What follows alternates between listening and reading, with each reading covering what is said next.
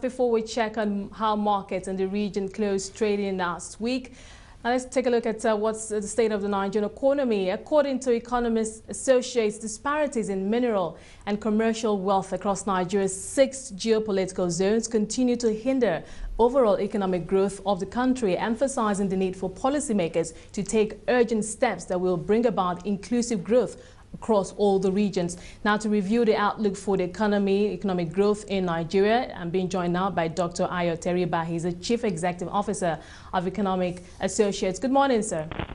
Good morning. Well, thank you so much for joining us. Now, from the report, looking at some of the highlights of your report, well, it's obvious that the commercial, mineral and agricultural endowment of each region actually determines how much of an economic growth we'll see in those regions. But also looking at it on the other side, it looks like most, if not all of the regions are actually endowed with one mineral, one thing or the other. Yet we see a disparity. Your thoughts on why we continue to see this disparity? Yes, well, all of the regions are endowed. There's no region that is not endowed, but not all of the resources are being utilized at the moment. It's only if you grow crops or you have commerce or you have oil that you can grow. Those who have solid minerals, like the southeast where there is coal, or the northeast where they have metals, are not growing because at the moment the solid minerals are not being exploited.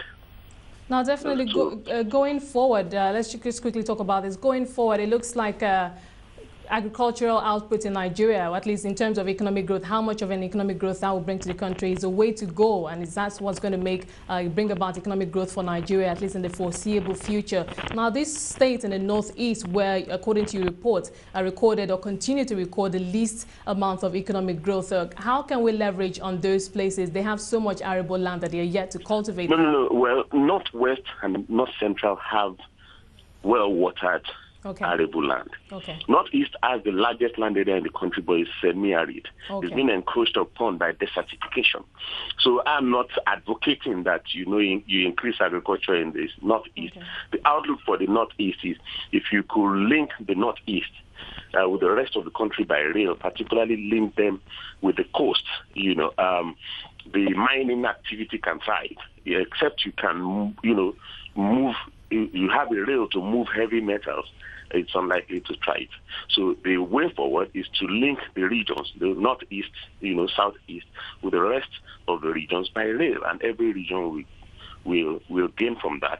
And the ones that are currently left out of the growth process will become, integrated into the growth process.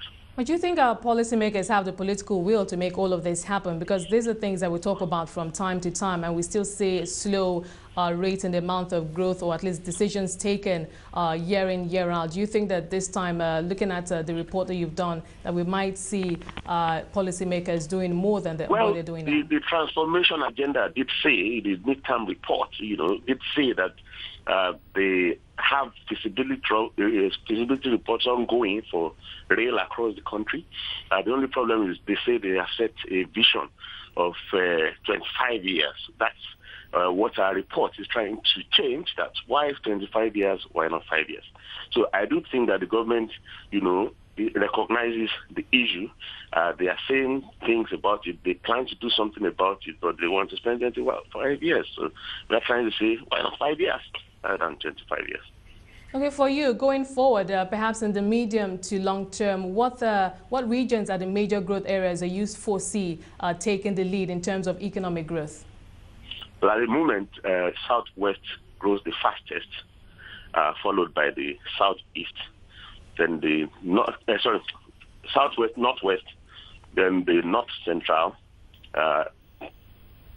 south, and southeast, northeast. And I know that there's the transformation agenda, that's very much on, particularly in the agricultural sector. And of course, if we're still looking to diversify the economy away from oil into agriculture, obviously we need to do more. For you, what's your outlook for the agricultural sector going forward in the medium to long term in terms of the transformation agenda, all the matrix coming together to ensure that this sector takes us away from our dependence on oil? I don't think we should be looking to agriculture to take us away from oil.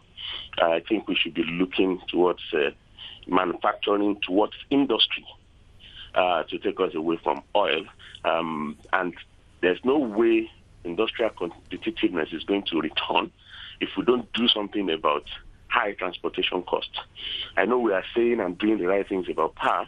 We also need to try and make sure that rail works. If you have functioning rail across the country, manufacturing and industrialization will become competitive again, and there's no limit to the growth that Nigeria can get. It's going to impact agri positively because, agri, you can further process agricultural outputs rather than, producing raw agricultural materials. And for all that the transformation agenda is saying about agri, I don't think there's anything you could have done in the last 2 years that will have impacted output now. So the growth we are getting is not coming from transformation agenda. The agri growth we are getting is coming from favorable global prices. Yeah, so I think policy should say more about things that policies can impact, especially in the short term, and that is by cutting costs across all sectors. And I think that the absence of a functioning rail transportation is a punishment to all sectors, including agriculture.